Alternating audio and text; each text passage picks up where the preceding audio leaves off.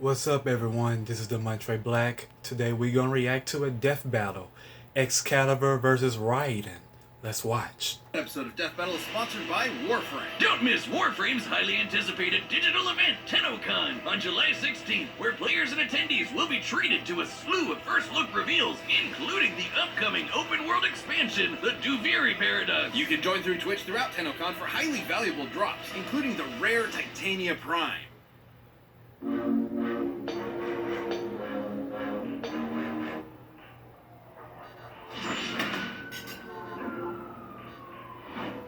Wiz, what are you doing in here? It's our day off. Oh, just conducting some research. I've discovered a Tenno foundry in the process of crafting a new Warframe. I'm just about wrapped.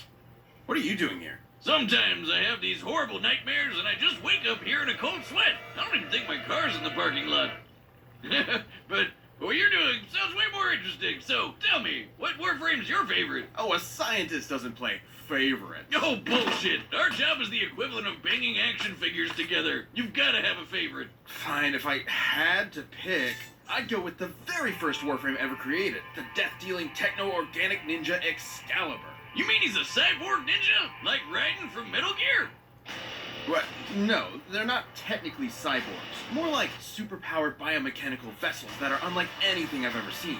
Trust me, this is gonna get crazy, so spoilers ahead. Yeah, just give me the lore already, Wiz. Long ago in the Origin system, the Orokin Empire discovered the Void, an extra-dimensional spatial realm that allowed for travel across vast cosmic distances.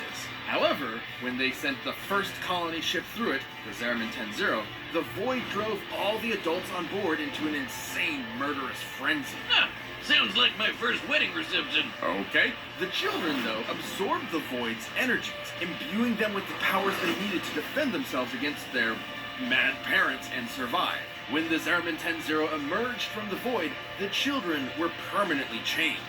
They had become the Tenno. Well, I'm sure those traumatized little whippersnappers received only the best of care. If only. Instead, the Tenno were taught to use their Void powers to control Warframes through a process called transference. But their abilities were so powerful that the Orokin grew to fear the Tenno and tried to have them destroyed. The Tenno were hidden from the Orokin and put into a deep sleep. That is, until one day, they were reawakened to defend a war-torn Origin system, guided by their adoptive mother, the Lotus. So they're basically sci-fi child soldiers. Sort of. Though the Lotus does care deeply for her adopted children and has devoted her efforts to protecting as many Tenno as possible. There are almost 50 different Warframes currently out there, each with their own unique abilities and combat styles. But I think that the very first created Excalibur is the deadliest. He's kinda reminded me of someone. A master swordsman with his razor-sharp skana, Excalibur is an expert at racking up quick kills faster than the eye can track. He's unmatched in skill and precision with the blade, especially when augmented by his unique abilities, like Radial Blind, which releases a flash of light to incapacitate nearby foes, or Radial Javelin, which blasts out a wide burst of energy spears. But his greatest and most iconic is easily the Exalted Blade, a sword of light that can slice just about anything to pieces. You don't get much cooler than that. Huge-ass laser guns, Wiz. Huge-ass laser guns automatically make you cooler. Funny you should say that. While individual Warframes like Excalibur may specialize in certain fields, they all have access to an incredible suite of futuristic weaponry, like the Nucor, which can fire concentrated beams of microwaves, literally cooking you from the inside out, or the Glaxion, which halts molecular vibrations entirely, freezing you in place. There are guns that fire radioactive plasma, toxic barbs, or even acidic needles. He has, and I'm not exaggerating here, over 500 different named weapons. Man, he sounds like a one-man army. Oh, you think that's crazy? Excalibur can call down an Archwing, basically a futuristic space jetpack with missiles, force fields, and even the ability to fire miniature black holes. Okay, yeah, that's pretty powerful. While Warframes usually battle alongside one another, they have had the occasional head-to-head scrap, where they've exhibited the durability to survive even the most powerful attacks that other Warframes have to dish out. For example, blasts of concentrated antimatter from the Warframe Nova.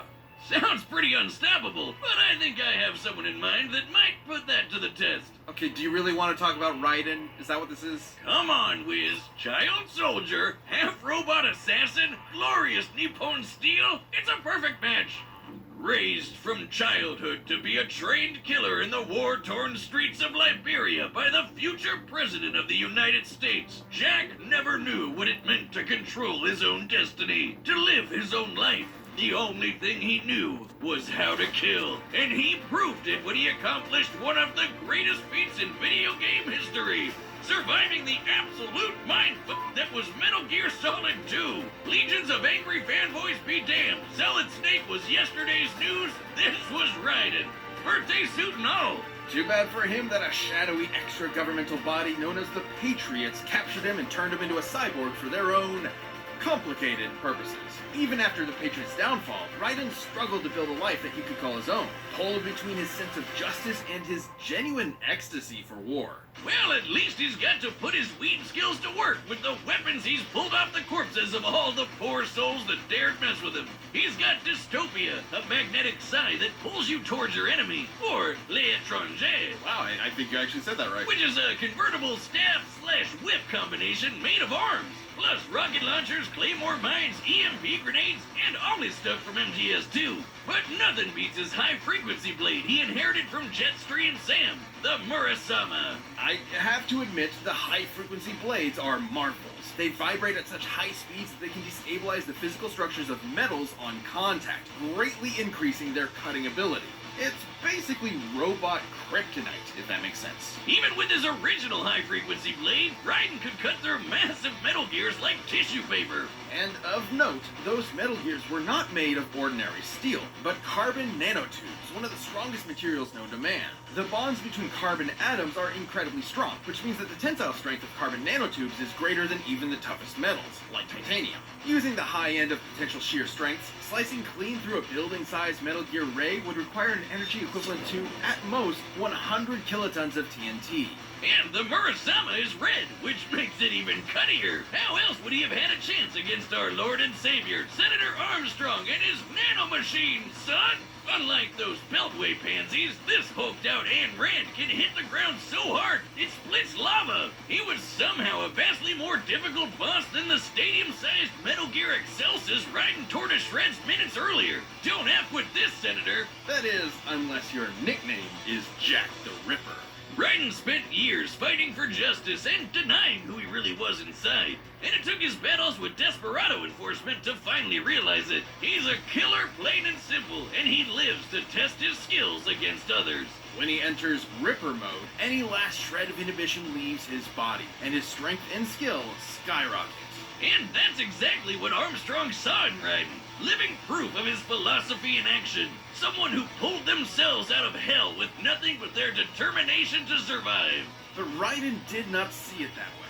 Just because he had to fight for survival doesn't mean the whole world had to. And it was only through an act of generosity from Raiden's slain rival, Sam, that he managed to win. His sword may have been a tool of justice, not used in anger, but the Murasama wasn't that sword, and with it he ended Armstrong once and for all, and lived the rest of his life on his own terms. Look, I know we're just shooting the shit, but Raiden would definitely kick Excalibur's ass. You've got to be joking. Maybe I didn't sell it well enough with my spiel, but Warframes like Excalibur are unbelievably powerful, on a whole other level from cyborg ninjas like Raiden. Oh yeah? We're in the lab. We've got the research done.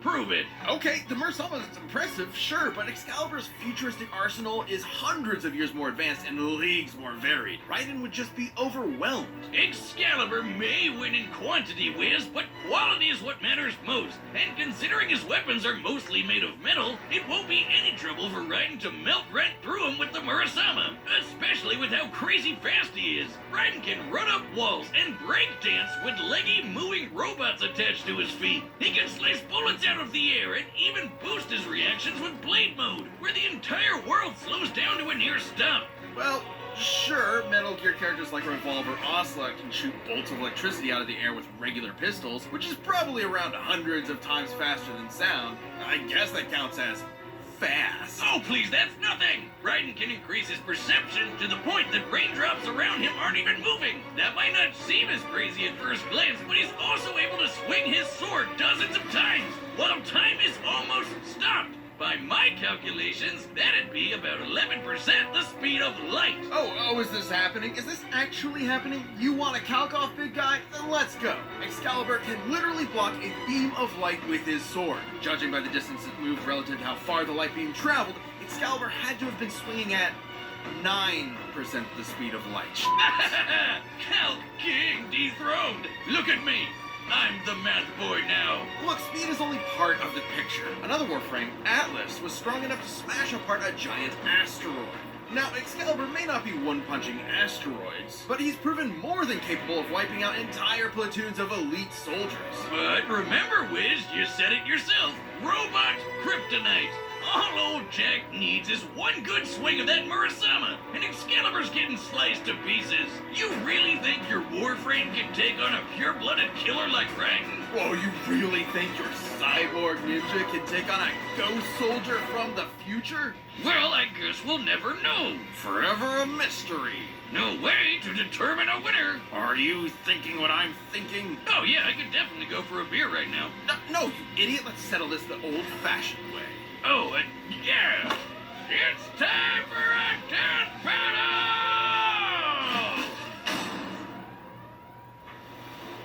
This episode of Death Battle is sponsored by Warframe, but let me ask, Wiz, what is Warframe exactly? Warframe is a free-to-play online action game set in an ever-changing sci-fi universe with a passionate community of more than 70 million registered players worldwide. That sounds awesome! What's it about? You play as the Tenno, an enigmatic race of ancient warriors capable of tremendous agility, speed, and superpowered abilities. Wield an arsenal of more than 600 weapons, including blades, guns, and more. That sure sounds like a ton of fun, eh, Wiz? Please stop. You follow an epic cinematic quest that combines a personal story of self-discovery with an action-packed space opera. Embark on missions that involve ninja-like acrobatic shooting and melee, personal spaceflight, open-world exploration, collaborative spaceship combat, and more. If that sounds exciting to you, Warframe is available on all platforms. Play Warframe for free today on all platforms by using our sign-up link below. Digital Extremes is giving Death Battle viewers their very own free collection of Excalibur-themed items.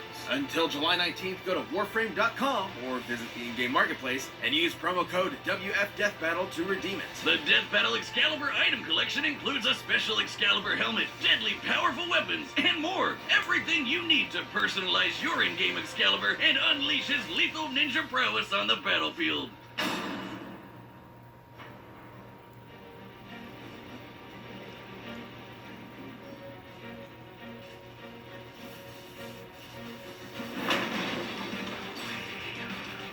Doctor, are you seeing this? Tenno, an enemy is ahead, and that foundry is crafting a warframe.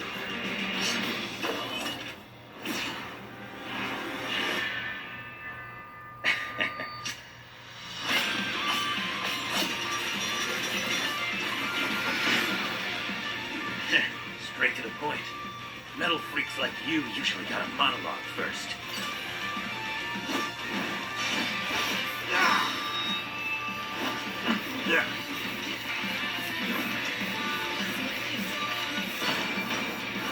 His sword, it's weakening yours.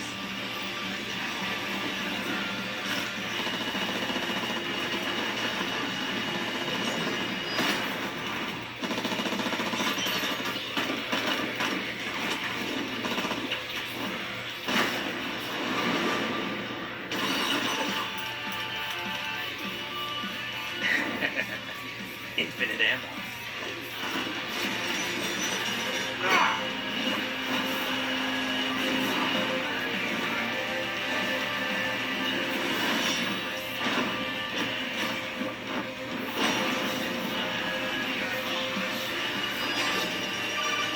Yes, I'm in.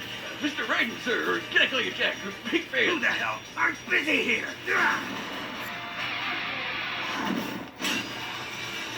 Wait, just listen. You'll never expect your secret weapon. Alright, listen, he's definitely hiding in the cardboard box. Get out of here!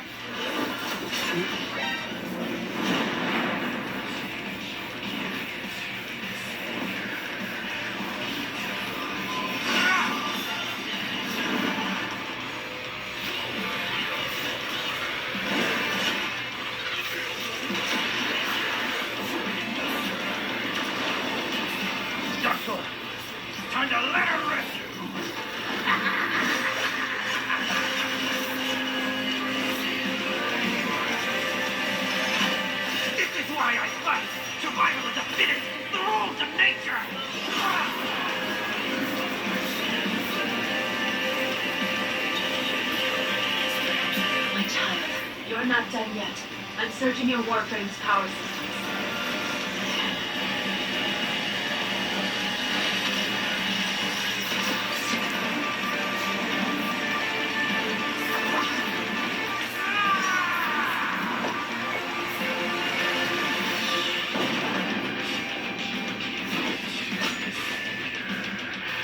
Excellent work, Tenno. Now for the foundry. Oh, it's finished. Hey-o! Chalk one up for the Calc King. The Math Boy is back. No, infinite ammo, Viz. He had infinite ammo. And sure, yes, it is 100% indisputably canon, but there was a lot more going on here that eventually gave Excalibur the win. I guess so. Both were super skilled swordsmen and ninja, and their speeds were almost even. So the fight was ultimately gonna come down to whose tech was better. And I've gotta say, it looks like Excalibur just had a lot more to pull from. Warframes have access to an absolutely absurd amount of varied weapons. Despite Raiden's unique armaments, they were never going to stack up in sheer quantity. And consider specific guns like Glaxian, which can halt molecular movement, a direct counter to Raiden's high-frequency blade. While Excalibur may not always be carrying it, every Warframe is proficient with each of their over 500 weapons. One blast of that, and Raiden might as well be working with a regular slab of steel. Excalibur was way stronger, too. Sure, Raiden could cut through giant Metal Gear rays made of carbon nanotubes, generating up to 100 kilotons of TNT. But not as much as Excalibur. Another Warframe, Atlas, was strong enough to smash apart a giant asteroid, meaning it would have to be at least 6 kilometers across, just like the asteroid that wiped out the dinosaurs. Now, Atlas did not completely halt its kinetic energy. By exploiting fissures within the asteroid, he was able to pulverize it to dust. That means his punch had to hit with an energy of at least 46 gigatons of TNT. Sure, in canon, Atlas is stronger than Excalibur, but they fought and defeated similar enemies, so Excalibur would naturally have to be somewhere in Atlas's ballpark. Even if Excalibur only possessed 1% of Atlas's strength, he'd still be nearly 4,000 times stronger than Raiden. That's pretty consistent with the energy output of Nova's antimatter blast, too. Warframes are just that tough. Furthermore, even with the high-frequency blade's unique vibrating ability, it cannot cut through everything.